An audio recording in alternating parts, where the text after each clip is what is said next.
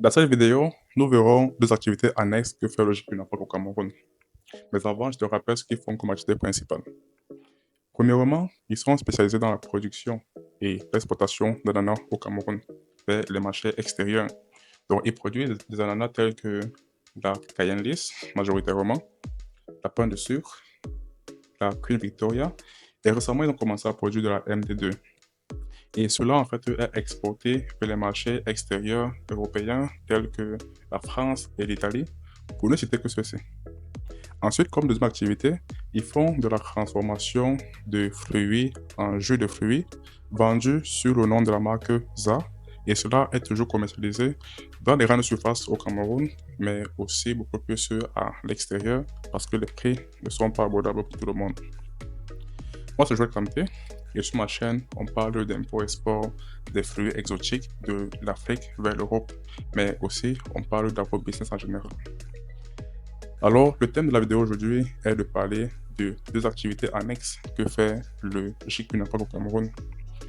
Alors, ils ont décidé de transformer tous leurs déchets végétaux en produits utiles pour la société. Aujourd'hui, nous parlerons uniquement de deux produits transformés. Premièrement, ils transforment les troncs de bananier plantains en produits utiles pour la société et cela est transformé en papier et par la suite en sac qui est vendu dans les hôtels et les grandes surfaces. Et par la suite, ils transforment également les feuilles d'ananas en produits pour femmes, en cheveux naturels. Cela est fantastique et très surprenant. Donc, je vous invite à rester scotché à la chaîne afin de pouvoir découvrir comment cela est fait. Si tu aimes mon contenu, premièrement, je t'invite à liker la vidéo, à t'abonner et par la suite à la partager à quelqu'un qui pourrait être intéressé par ce que je fais. On se retrouve après le générique. Ciao!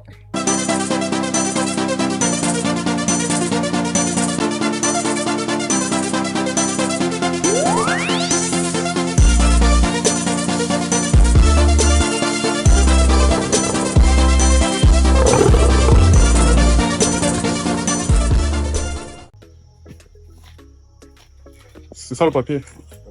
C'est avec les fibres d'ananas.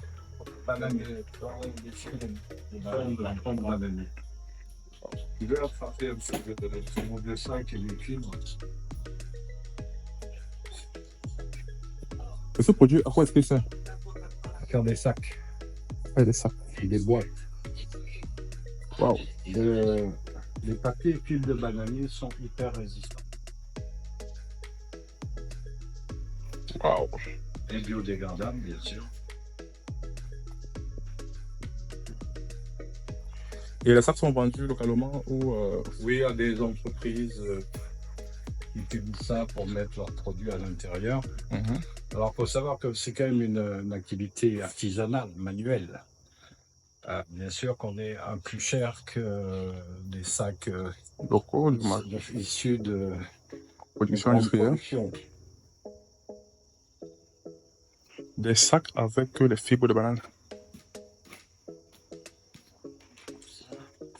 Ça, c'est de la fibre découpée, Si.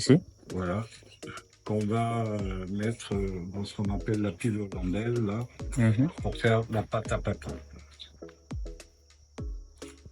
Et à la fin, on obtient ça. Oui, c'est des assiettes là, on enlève comme ceci. Quitte là, On découpe le machin de ça. on vient ici.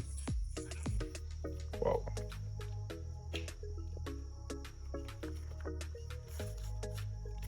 Et le sac, en fait, au final, c'est celui-ci. Alors, il y a plusieurs formes. Ça dépend des On peut logotyper. c'est des filiales.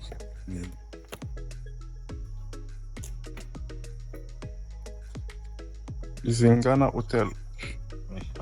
Ça, oui. Waouh. À Là aussi, à Yaoundé, vous avez Maison Optique aussi. qui utilise nos sacs à Bastos. Et ces produits ne sont pas très connus. Hein. Non, parce qu'on n'a encore pas fait ce qu'il fallait. Biodégradable. Parce que oui, c'est biodégradable. Les hanches sont aussi en fibre de bananier. Ici, on a aussi le fil de banane. avec ça qu'on peut faire des mèches. Les mèches des femmes, là. Ouais. Waouh. Donc, en fait, ça, c'est la couronne de l'ananas. Ou c'est en fait. Les feuilles.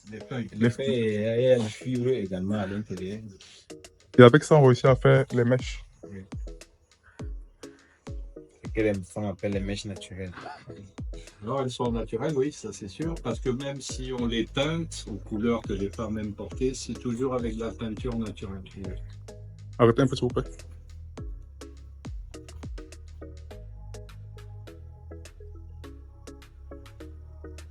Waouh.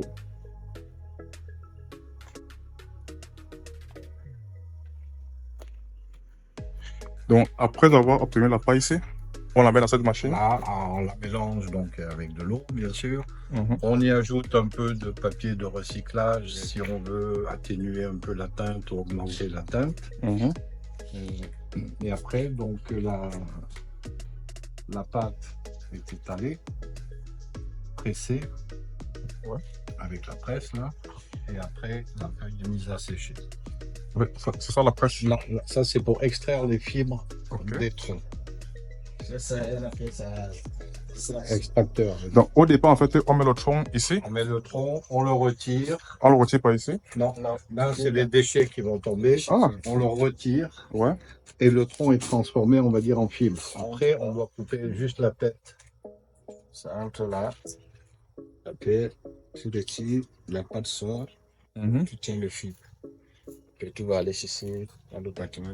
Ouais. Le bâtiment là-bas. On voit là-bas pendu. Vous voyez, hein? Ouais, ouais. Ah, bon, voilà. Et donc, il y a encore le bout de la partie du tronc Qui est visible. qui est visible. Et après, bien sûr, on va le découper. Et après l'étape du séchage, comment on fait? On va découper comme ça. Pour faire le papillon. On découpe comme ça. Je découpe une quantité de 10 kg. Je mets au feu avec de l'eau. On fait cuire d'abord. On fait cuire pour que ça ramolle un peu. Ok. Après, je rince et je ramène dans la machine. Merci. Voilà, la machine, on a fait la pile hollandaise. La quoi? Pile hollandaise. La pile hollandaise. Ouais. Wow. Machine qui va tourner, broyer, faire la pâte à. Ok. Et après l'étape, c'est? L'étape, Donc, en fait, d'ici, en fait, d'abord, on obtient la pâte. non, Oui, mais c'est pour. Ensuite, on arrive dans le bac là. On juge un peu. Ça dépend du grammage que le client veut. Ouais. Soit épais, soit léger. Faut le jeu. Et après, il a ses moules, entre guillemets, sur lesquels il va déposer ses. Tu vois tes plaques là? Oui. Ah, oui. Voilà. On tape ici. Mhm. Après,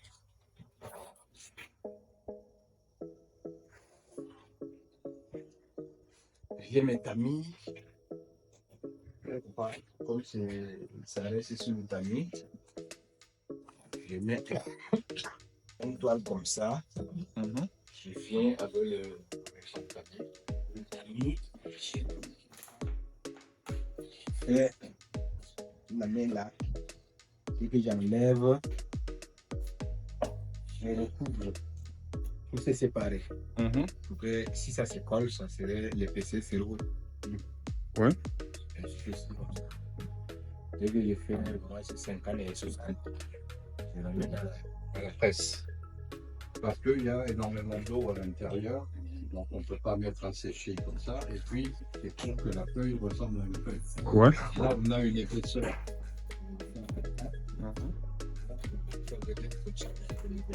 Donc, après, on vient ici à la presse. Voilà. La Après, ça évacue l'eau. Mhm. Ça réduit l'épaisseur, bien sûr. On a besoin. Ah, c'est intéressant.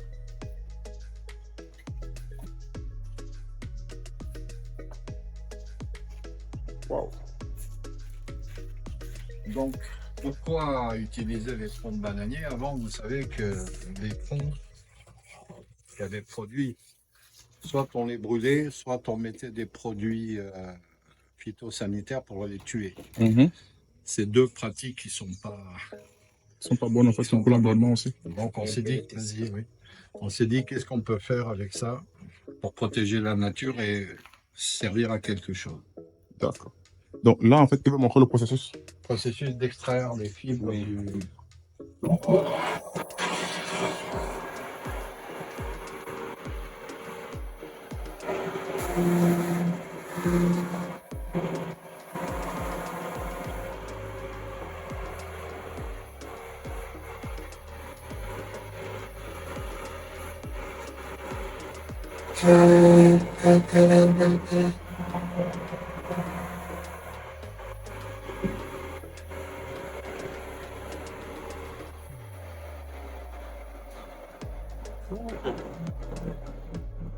Ah, c'est parfait.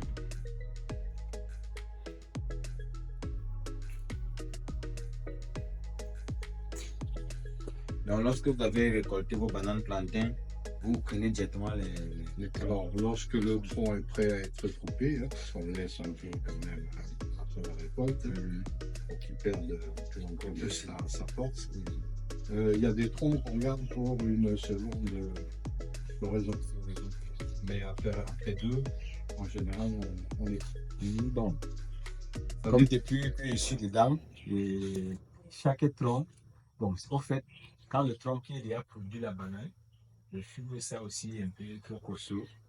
Le tronc qui n'est pas encore produit, le fibre de ça est fin et trop dur. C'est avec le fibre des troncs qui n'est pas encore produit qu'on avait testé pour le cheveu aussi. Et c'était très bon aussi. Très solide. Mais c'est du tronc qui n'a pas produit. Donc c'est pas rentable. Parce que c'est pas. On va pas juste mettre des bananiers pour faire des cheveux. Faire les cheveux. C'est aussi pour faire de Dans le cas où on met le parcelle en jachère, Voilà. c'est là qu'on puisse quand même récupérer. Alors les fibres de bananier dans le papier qui vous l'avez vu très résistant, on peut travailler sur les matériaux de construction. À joindre des fibres de bananier dans les briques et parpaings, ce qui va, Comme de la paille que souvent les... comme Ah. on faisait des briques de paille avec de la terre. Il y a un bâtiment ici à Levé Oui. qu'on avait construit avec Avec le ça, fil. voilà. Il y avait un Français qui travaille à Douala qui avait se commandé aussi peut-être 100 kilos. Waouh. Alors l'avantage c'est que c'est très très résistant, c'est moins cher que le ciment.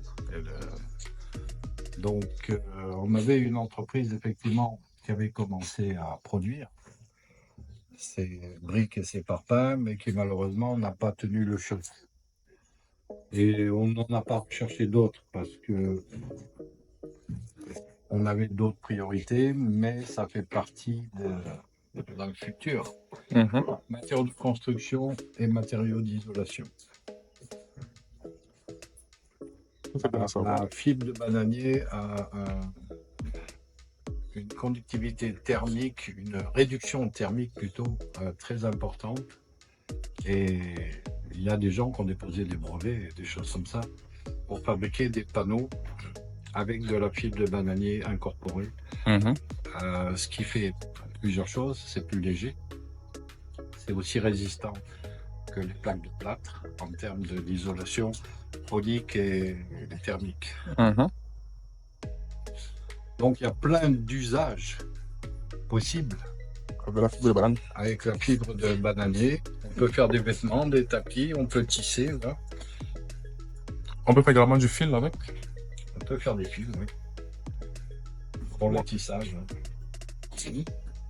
Il y a même le plat jetable qu'on fait au funérailles. Oui. Le plat jetable avec ça. Oui. Même le verre qu'on boit toujours le café et sur le funérail là.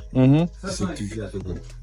Oui, ça c'était Ça, c'était un c'est mélange de laine et de fibre pour faire des tapis. Wow. Donc on peut faire les plats jetables et les gobelets jetables avec ça. Oui. Alors on peut le faire, Oui. mais disons que pour le faire de manière un peu plus industrialisé, entre guillemets, c'est-à-dire avoir un volume de production suffisant, Ouais. ça nécessite l'achat de machines de thermoformeuses qui coûtent relativement cher. Et aujourd'hui, nous n'avons pas trouvé encore les financements pour nous aider à acquérir ce type de machine. Ok. Voilà. Mais on a de la demande. Par exemple, les boutiques Total Énergie nous ont demandé de concevoir le gobelet à café qui est utilisé dans leur boutique. Le problème, c'est que c'est des millions de gobelets chaque année. Mais ils sont pas prêts en fait à faire un préfinancement? Alors, on va en discuter. D'accord.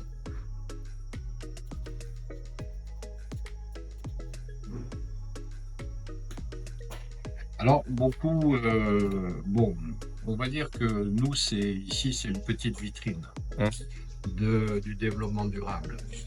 On ne travaille pas à flux tendu pour produire.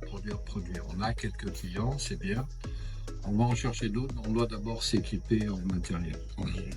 Par contre, ce qui est intéressant, c'est que nous sommes aussi consultants pour la fabrication des machines qui commence. Nous avons déjà envoyé un lot en Centrafrique. Un autre va partir à Sao Tomé. Et nous avons un village dans le sud qui va installer ce matériel-là. Alors, pour l'extraction des fibres, hein, pas pour le papier, pour l'extraction des fibres, avec des moteurs fonctionnant aussi bien à l'électricité qu'au diesel, puisqu'ils n'ont pas forcément accès à l'électricité. Voilà. Que pour le moment, on ne peut pas faire avec un modèle énergie solaire, parce que la puissance demandée est trop importante. Et le charbon, c'est possible? Alors, on va éviter le charbon. Déjà que le diesel, c'est pas très bon, mais le charbon, c'est encore pire. Ah. Oui, on a fait l'autre avec le diesel là en disant que peut-être tu as une plantation quelque part avec ton banane et le plantain. C'était avec le roux. Oui, c'était moi. Avec justement se déplacer de champ en champ. Tu déplaces, tu essaierais de vous ramener vos fibres et vos machines. L'objectif étant de créer des emplois pour des communautés de femmes dans ces villages, pour qu'elles acquièrent une indépendance financière et un statut. Voilà. Mais ça coûte, bien sûr. La machine, c'est par exemple, c'est une machine en fait artisanale que vous avez produite ou c'est... Alors, on l'a fait produire. Vous l'avez fait sur produire? nos plans. C'est nos plans et on va chaque fois vérifier le fabricant. Ok. Voilà. Parce que même si on a donné les plans, on est toujours obligé d'aller vérifier. Ça, c'est la réalité. Mais ça reste après des investissements assez coûteux. Donc là, le village du Sud a eu une partie de financement par Castel. Donc qui a financé 1 million et ils ont financé le reste d'entre nous. Mais le travail de la fibre de bananier en Afrique, en Amérique du Sud, se fait beaucoup. Et le fibre d'ananas aussi.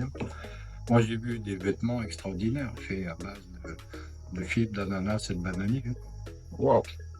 Moi j'avais du cuir qui est fait avec les peaux d'avocat et les peaux de mangue.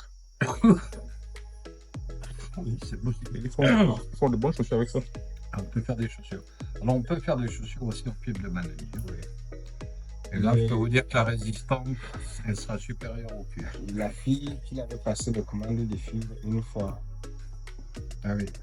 Celle qui s'agit de Marouana, elle fait que les chaussures avec le 5e. Avec les fibres aussi? Oui, les fibres de banane. Wow. Et le bazin à là. Il y a des machines vraiment dérivées avec les produits principaux. Et il suffit de trouver ceux qui ont l'idée de fabriquer quelque chose avec et qui font les essais.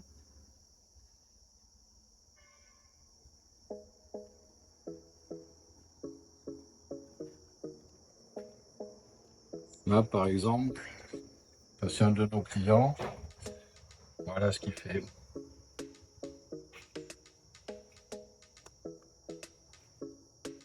Quoi ça?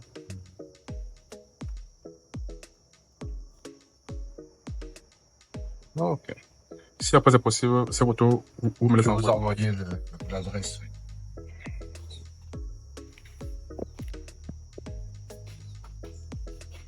Ok, ce point il est intéressant. Donc si on peut bouger au prochain point aussi, ça sera bien. Parce qu'il y a beaucoup de gens qui savent pas qu'il y a machine, il y a la machine, il n'y a pas de machine pour extraire les fibres.